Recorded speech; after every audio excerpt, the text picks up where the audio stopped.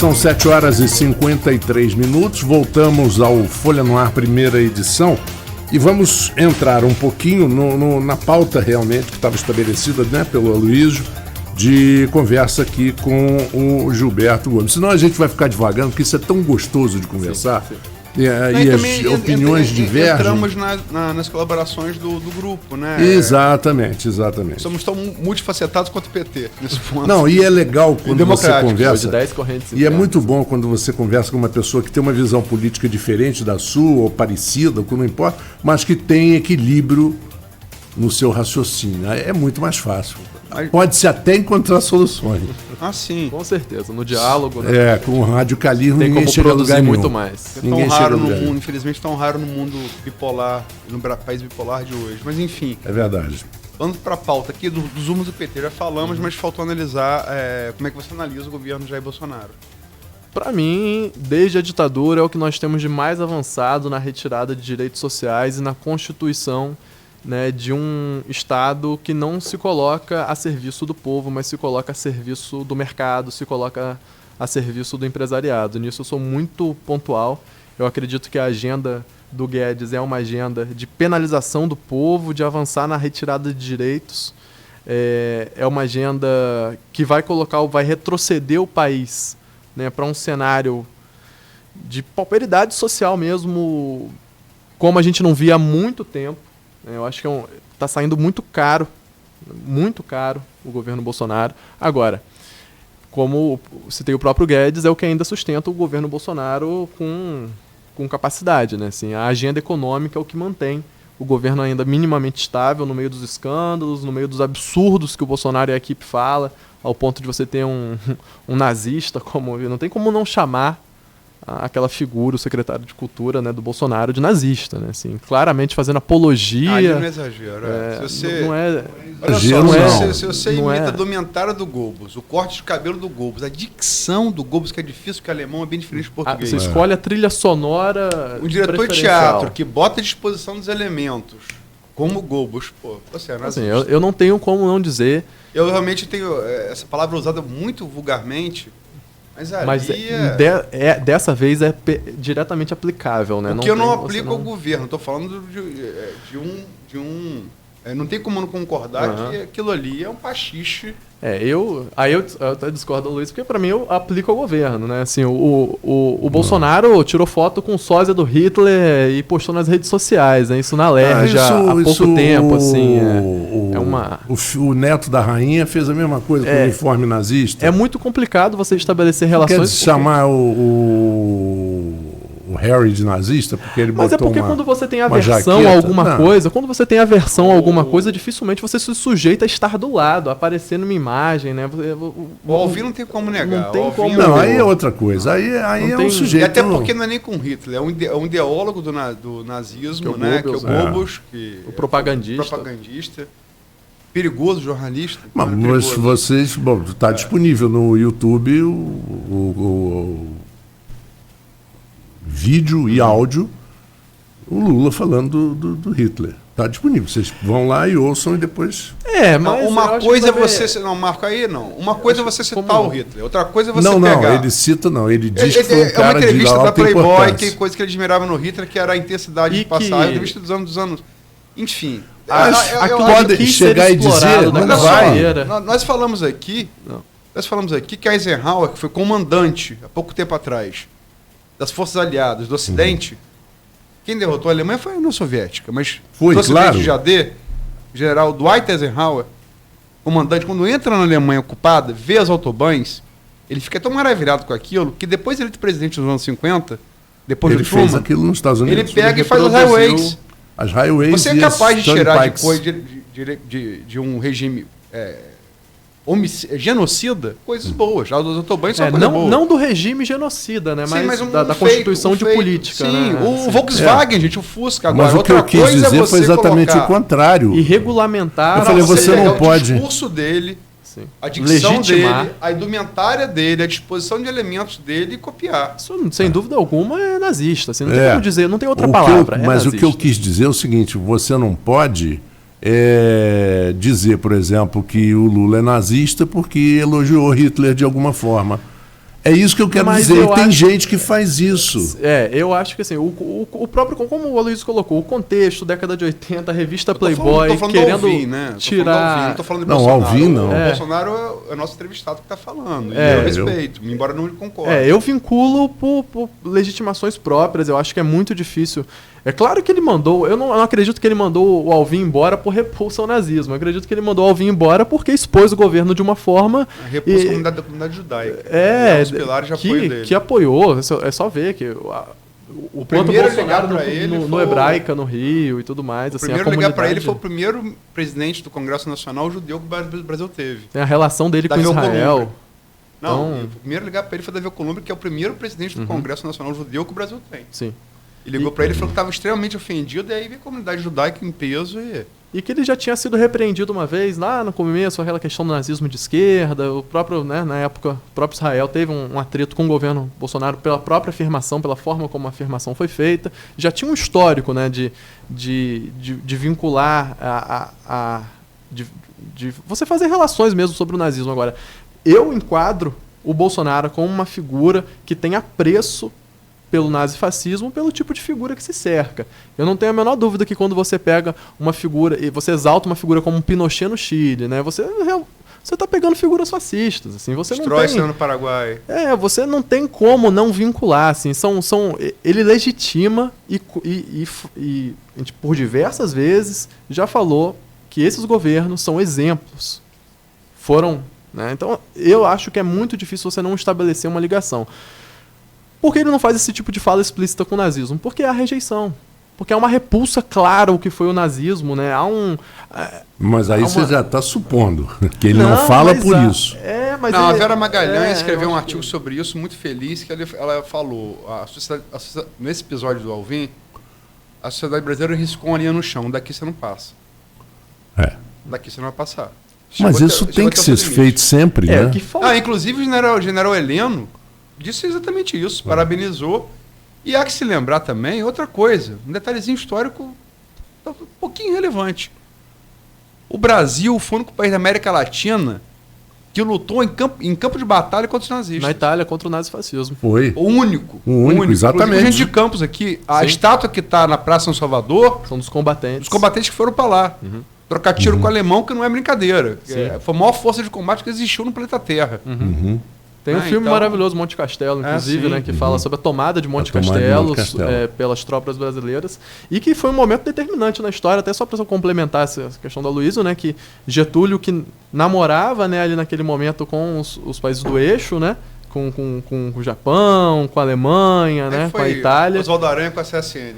E houve o primeiro movimento até que foi um gatilho para o que viria a ser a União Nacional dos Estudantes, né, na rua, para combater o movimento integralista, né, e tudo mais, e para que o Brasil se posicionasse com os aliados, né, com a União Soviética, com os Estados Unidos, né, para combater o nazifascismo.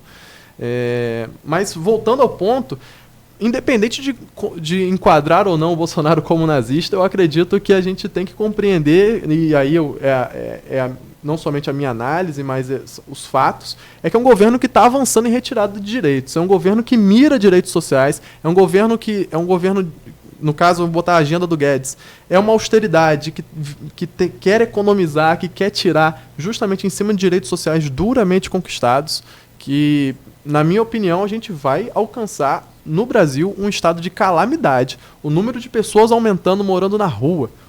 Isso daí é constatável. Você vai no Rio, a Rio Branco hoje, das 6 horas as lojas começam a fechar. É impressionante a quantidade de moradores de rua. Nas praças está aumentando e não é mais aquele perfil de morador de rua, né, que era aquele cara andarilho, sozinho. Você está vendo famílias nas ruas, né? Você está vendo pai, mãe com 2, 3 filhos morando debaixo das pontes, dos viadutos. E isso é um reflexo claro do que a agenda do governo Bolsonaro está causando no país. Agora, deixa eu fazer, antes de entrar na agenda de Campos, que a gente precisa entrar ainda nesse bloco, fazer um advogado do diabo aqui, contraditório é sempre necessário. Duas coisas. Primeiro, que o nível de desemprego no Brasil, que está orbitando entre 13 e 15 milhões, ele começa no governo Dilma Rousseff, que é um governo petista.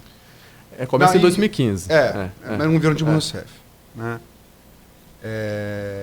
Primeiro ponto. E a crise econômica, quase que um consenso dos economistas, que foi gerado pelas decisões econômicas do governo Dilma o mantenha. Na né? minha opinião, por ter mantido o Levi, inclusive. Mas Que a minha opinião é mais à esquerda, A coisa né? estava criada, né? E, enfim, há quem fale na origem daquele PIB artificial chinês de 7% em 2010 para eleger a Dilma. Então, enfim, mas eu não vou entrar nessa. Segurar o preço dos combustíveis, gasolina, tudo artificialmente. Sim, mas o fato, começa o desemprego, que é a principal causa da quadro de convulsão social que vive o país hoje, que é o número de desempregados, começa com o governo Dilma. E o segundo ponto, esse número está regredindo. Segundo todos os... Mas... Eu não vou querer dizer que foi o trabalho de Henrique Meirelles, que foi o trabalho de Paulo Guedes, mas assim... Estou analisando números. Sim, sim. Mas esses números, Aloysio, eles também, se você for analisar, os postos de trabalho, né, e o número de gente empregada que você também está criando, a gente tem que analisar que postos de trabalho são esses. Não, né? com carteira assinada, pela primeira vez com carteira assinada. Mas esses dados com carteira assinada. Agora, há pouco tempo estava sendo enquadrado em postos de trabalho informais. Agora foi manchete de todos os jornais com carteira assinada. Sim. Não estou defendendo o governo. Eu entendo. Mas a gente também tem muitos números que comprovam a quantidade, que são milhares de brasileiros na informalidade, em postos de trabalho precários e que muitas vezes estavam sendo enquadrados como pessoas formalmente empregadas. Isso é um ponto. Outro ponto a analisar, 2014... Em 2015 a gente começa a crise do desemprego no país, mas em 2014 nós tivemos pleno emprego no país. O que é pleno emprego no contexto macroeconômico? Quando você tem 4% da população, uma margem de desemprego de 4%, você considera que todo mundo que necessita estar empregado no Brasil está empregado. Essa margem de 4% se compreende as pessoas que estão saindo dos seus postos de serviço, que estão saindo da faculdade, que estão procurando emprego, aposentados que estão procurando emprego e se declaram desempregados. Né? É uma margem que você não pode considerar como uma massa de desempregados. Isso em 2014. É muito interessante a gente analisar a forma como o mercado financeiro age daí em diante. E aí eu entro com uma opinião que não é só petista, mas é uma opinião enquanto militante, como eu me oriento politicamente, enquanto socialista, porque sou socialista, né? O mercado financeiro ele age para desestabilizar o governo Dilma. E isso é um ponto, e aí eu vou fazer a autocrítica do PT. As bombas. A autocrítica do PT, que para mim, as pessoas dizem que nós não fazemos, eu convido a participarem dos congressos estaduais nacionais do PT. Eu mandei para Luiz o Genuíno fazendo discurso no Congresso Nacional. Se aquilo ali não é autocrítica, eu não sei o que é. E eu compartilho muito. Né? O PT, ele alcança o poder com um projeto de conciliação de classe, de conciliação com amplos setores da burguesia, e não foi capaz de reconhecer que essa conciliação ela tinha validade. Chegou um determinado momento em que não era mais interessante para essa burguesia continuar legitimando um governo de esquerda. Isso é muito claro. A forma como as manifestações de 2013 foram absorvidas e foram utilizadas para dali em diante começarem a desestabilizar o governo estão diretamente também ligadas à forma como 2015 a Standard & Poor's e outras empresas de análise financeira começam a jogar o Brasil lá no risco de investimento lá embaixo, cada vez mais. Interessante que a gente já não ouve mais falar de Standard & Poor's e nenhuma outra empresa de análise de investimento nos dias de hoje. Nunca se falou de empresa de análise de investimento na grande mídia. E nem naquele momento começou a se colocar todo dia. O Brasil perdeu mais um ponto de investimento, mais um ponto de investimento. Isso deixa os empresários, óbvio, no contexto mundial, com medo de investir no Brasil. Você retira investimento, você diminui postos de trabalho.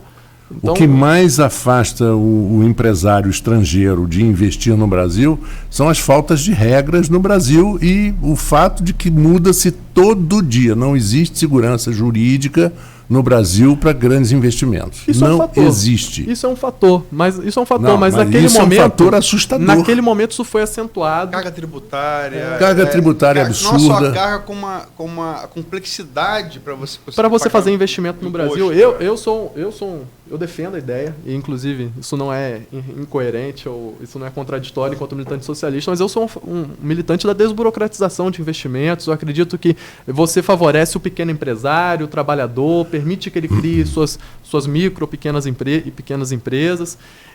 Agora, o que é muito claro para mim, assim, retomando a pauta, o governo Dilma, né, ele foi desestabilizado. A gente não pode encarar que foi somente os erros praticados, porque para mim houveram, aí autocrítica mais uma vez, no Congresso de Salvador, né, em 2014, salvo engano, a gente tentou aprovar, né, a oposição petista, uma orientação para que o Levi fosse retirado E nós fomos vencidos. Estava feito, mas aquilo ali ampliou a rejeição popular. Aquilo ampliou a rejeição popular. Naquele momento, bancar o Oliveira bancar uma agenda econômica que não era uma agenda econômica petista, era uma agenda econômica do mercado, dos bancos. E passou o aspecto de estelionato eleitoral. Ela fez foi determinante. Foi determinante. E aí eu não vou nem entrar no mérito do que foi o contexto que, na nossa opinião, foi golpe. Né? Foi um golpe jurídico parlamentar. Né? Você pode olhar só o próprio contexto de pedalada. Né? Ela não foi indiciada. Né? Não foi indiciada criminalmente. Agora, é a gente ter clareza. Né? Esses amplos setores da burguesia que o PT se conciliou e que eu tenho ampla crítica foram também os responsáveis por dizer chega. Já não nos interessa. E atuaram diretamente para desestabilizar a economia e retirar o presidente do poder. Mas, Gilberto, e aplicar uma nova agenda econômica. O ponto que ele falou, falando do Lula dos 30%. Mas outro ponto que você quer dizer, eu não falo para mim. Eu conheço um fenômeno, não estou falando que eu não estou endossando o fenômeno. Sim, mas que Bolsonaro é uma liderança popular é uma coisa inequívoca. Né? E também, com todas as coisas que podem ser questionadas sim e devem, ele mantém 30% também. Chegamos ao ponto que os dois maiores líderes populares do Brasil hoje são Lula e Bolsonaro. Por motivo, não estou jogando... Não, eu entendi o questionamento. Sim, são. De fato, assim, pesquisa mostra isso hoje, entra na clareza de outra autocrítica. E é bom afirmar que ninguém vai poder dizer que não tem um petista em Campos que faz autocrítica. O PT esteve no poder, né, por 13 anos, né? Vou botar até 2016, 2003, 2016, por 13 anos, e embora tenha feito o que a gente tem de mais avançado em direitos sociais, em políticas para minorias, né, em permitir que o pobre entrasse na regra do jogo, permitir que o pobre participasse da economia brasileira, pudesse ascender de vida, embora tenha feito isso, não fez as reformas estruturais necessárias, né, para que o povo mantivesse esse apreço de fato à figura popular do Lula. O Bolsonaro conseguiu cooptar uma base que foi do PT há pouco tempo atrás. O PT perdeu.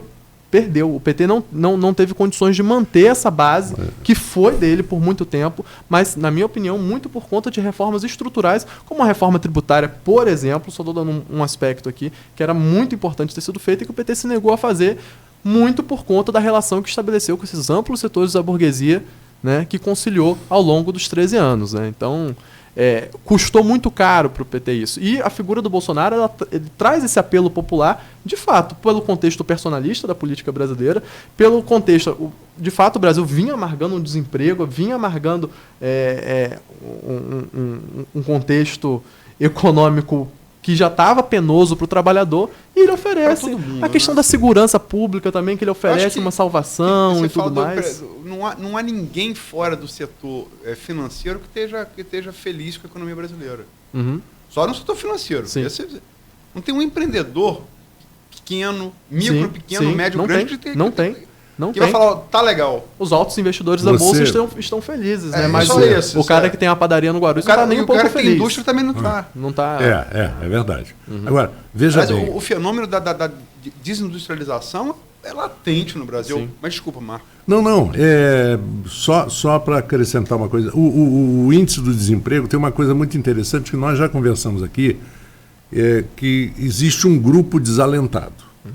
Que é aquele grupo que não procura mais... Desistiu de procurar emprego. Desistiu de procurar emprego, acha que não vai conseguir por questões de idade, porque no Brasil, infelizmente, falta de qualificação. De repente, depois de 35 anos, muitas posições se fecham para quem tem mais de 35 anos. Então, esse pessoal passou e criou sua MEI, que é o microempreendedor individual. Muitos estão ganhando melhor do que se estivessem empregados. Um exemplo, um vizinho que está faturando mensalmente, digamos, R$3.000 com o Uber. Carrinho dele. Entendeu? O próprio Gilberto fez uma postagem interessante agora no blog. Ele tem um blog no Folha 1. Sobre a informalidade. Sobre a informalidade, falando como em Campos tem crescido o número de entregadores que pedalam de bicicleta para aplicativo. Né? Mas, inclusive indico a postagem, muito interessante. Só que ali eu faço uma crítica, né, Luiz, do quanto é perigoso você regulamentar esses postos de trabalho. Porque você pode ter exceções, você pode ter casos de sucesso, né, mas eu acho que o discurso do empreendedorismo, ele é muito perigoso. Porque eu ainda acredito que um trabalhador... Eu concordo com você. Um trabalhador que esteja ganhando menos do que R$3.000, mas ele tenha direito a férias, 13º, auxílio acidente, né, uma mulher que possa ter um auxílio maternidade... Esses direitos, ainda que ele ganhe menos, dão para ele uma segurança e uma estabilidade muito maior. Porque o cara que trabalha de Uber, né, o seu vizinho que está tirando 3.000, se ele sofrer um acidente, a responsabilidade é dele, os custos médicos são deles, ele não vai ter um auxílio doença, ele não vai ter possibilidade alguma. Sim, mas se ele tira 3.000, ele tem condição de ter mais alguma coisa do que se ele tivesse empregado ganhando 1.040. Ele tem condição de ter mais alguma coisa. Essa discussão é o cerne da questão. Ele tem condição de ter mais alguma coisa. Esse contraponto de vocês é o cerne da questão. É o cerne do debate político-econômico brasileiro. Mas ele também não tem, né, e aí a gente tem que pegar, a massa não consegue refletir talvez o ganho dele. Talvez ele seja um caso pontual de exceção. Eu concordo com você quando você diz que o empreendedorismo é perigoso, porque muita gente entra nessa do MEI sem ter, porque até o próprio governo, não só o atual como o anterior, não explicou muito bem o que é o MEI. Como funciona. Como funciona. Então, que de repente a pessoa está com uma dívida de R$3.000 de impostos. Sim. Mas eu não faturei, eu não fiz, eu não... Você tem que cumprir com a obrigação tributária. Obrigação tributária. E na medida em que você cumpre, você também está, de uma certa forma, protegido. Por exemplo, um filho meu que mora fora do Brasil, mas tem a MEI dele desde que ele tem 18 anos. E como a gente paga todo mês aquele valor, ele já está contando para a aposentadoria dele desde os 18 anos de idade. Porque a gente sabe que está mais difícil. Sim. Né? Esse cara está protegido. Ele está protegido. Sim, mas tem muita gente nessas condições e muita gente que não soube. Mas também tem muita gente que aí, o discurso do empreendedorismo é perigoso porque tem muita gente que não está enquadrado como microempreendedor individual, Exato, que não consegue se enquadrar. E onde que está esse pessoal? Está vendendo bala dentro do ônibus em Campos, que é impressionante. A concorrência, inclusive, o mercado... Eu brinco com amendoim, estava R$2. Para os colegas do Livre Mercado, o Livre Mercado... A única vez que eu estou vendo funcionar são com os vendedores de bala dentro do ônibus, porque era R$2 o amendoim, voltou a ser R$1. A primeira vez que eu vejo baixar o preço, porque é tanta gente vendendo. Oferta e procura, muita gente vendendo. Tanta gente vendendo, Marco. É impressionante. Esse pessoal na informalidade e não tem mais espaço para todo mundo ali. Esse cara já está deixando de ganhar menos e você o número de flanelinhas. Coisas dos dois. Você pegar isso é. Além da oferta e procura de Adam Smith, da Riqueza das Nações, Mas isso... A definição do capital trabalho de Marx também é perfeita. Sim. Você pode pegar dos dois. É cruel a forma como isso está se desenvolvendo. E na matéria que eu fiz um blog, né, na Folha, quem quiser acessar, eu abordo muito essa questão do cara que pedala para entregar. Né? Ele está entregando uma força de trabalho muito maior do que o cara que trabalha entregando de moto, mas ele não trabalha entregando de moto porque ele não tem como ter uma moto. Então ele não tem condições financeiras sequer disso. Ele entrega uma força de trabalho muito maior para ganhar o mesmo e muitas vezes até menos. Então, se você for analisar a relação de trabalho estabelecida, nesse momento... Ele faz menos entregas, né? Ele faz menos entregas, ele percorre... Hoje, eu coloquei a pesquisa, né, até do movimento das bikes, né, também o Diese já fez uma pesquisa, esses caras percorrem 60, 80 quilômetros em média por dia, com jornadas de 12, 14 horas de trabalho para poder ter um rendimento próximo ao salário mínimo. Né? Esse é o tipo de posto de trabalho que... então exagerado, o cara é empreendedor. É cruel você colocar o trabalhador numa condição dessa como alternativa. Isso não é alternativa. Lá atrás, estou falando para a CLT. Para a CLT. Estamos registrando a retomada de postos pela CLT. Não, isso a economia está reagindo. Mas eu acho que ao mesmo tempo... Não estou fazendo juízo de valor. Não, eu estou entendendo. Mas são dados. Eu acho que paralelo a isso, nós estamos avançando também a informalização, o trabalho está cada vez mais mundial, informal. Não é um fenômeno brasileiro. Esse debate está na França hoje, responsável pelos coletes amarelos do Macron. Esse debate está... Para mim isso está diretamente ligado ao que a reforma trabalhista se propôs. Né? Para mim não tem como dissociar a forma de você flexibilizar relações de trabalho, você tem um número maior de pessoas com maior possibilidade de serem demitidas, menos direitos.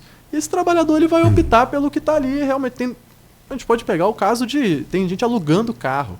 para poder fazer Uber. No Rio de Janeiro, a gente tem pessoas pegando a bicicleta do Itaú, né? Aquela bicicleta que você paga o aluguel para entregar. Ele paga o aplicativo, ele paga o aluguel da bicicleta para conseguir trabalhar sem direito nenhum, sob o risco de ser atropelado ainda. Em São Paulo, os caras entram com a bicicleta que lá no Itaú, né? É o patinete da Yellow. Vai com patinete para dentro do metrô para chegar em outro bairro de São Paulo e poder fazer a entrega. Os caras fazem entrega no raio de 10 quilômetros. Isso, se você for analisar, não tem como você analisar como oportunidade. É a última chance que ele tem de colocar alguma coisa dentro de casa ainda. Isso é cruel. E você vai analisar, são de maioria jovens, negros, moradores de regiões periféricas. São 99% homens nesse dado. Para você aguentar né? um ritmo desses 16 km pedalando, se você não for jovem, você... Né? Pois é. Mas isso aí você vai... É tão difícil analisar essas coisas, são tão complexas, que aí você vai e bate, por exemplo, na péssima qualidade do ensino médio e básico, do ensino básico. Péssima qualidade, que até os anos 80 era excelente. E que, de repente, a Luiz quer tocar na pauta municipal. A gente está chegando no final do segundo bloco. Tem várias participações aqui, que eu queria terminar esse bloco com as participações e partir para o plano local. Manda bala. Maurício Furiel sempre com a gente, bom dia. José Armando Barreto, bom dia a todos. Jurandir Mariano, bom dia, radialistas. Raul Palácio, aí, jogando o tema Meu dele. reitor. Meu reitor. Lá da UENF, reitor da UENF, professor, reitor bom da dia, UENF. Raul. Qual seria o projeto da cidade que o PT tem a oferecer? De forma prática, quais seriam as propostas? Zé Armando, de novo, no momento de crise, de credibilidade, até por objetivos eleitorais, houve uma nova demandada no partido. Esses egressos teriam espaço no PT de hoje. O caso da Marta, provavelmente, que ele está falando. E de outras figuras. E cada vez uma entrevista de alto nível, Raul Palácio, de novo. A personificação de políticas ou partidos limita as ações políticas dos partidos. Alexandre Buchaú, o entrevistado comunica bem, lamento que eu faça, propagando inverdades, ou ao menos, mentiras ou ao menos inverdades ideologicamente filtradas. Polido. Alexandre Buchaú, quem administra melhor o próprio dinheiro, você mesmo ou o governo. Nossa. Maurício Ferreira Batista, qual a base que Bolsonaro critica os métodos para calcular a taxa de desemprego no Brasil? Furiel, esses dados são oficiais, não são maquiados, não. Eu não estou dizendo que a retomada está certa, mas esses dados são oficiais, estão anunciados por toda a imprensa, que inclusive é casada de ser crítica a Bolsonaro. Vânia Cruz, bom dia. Então, as participações aqui, e vamos partir. Se me desculpem, os assuntos que estamos debatendo aqui são... a gente podia ficar horas falando, mas precisamos entrar na pauta local. Claro. Vamos lá. No próximo bloco. Então tá, vamos a um pequeno intervalo agora e voltamos em instante com Folha no Ar, primeira edição. Proteus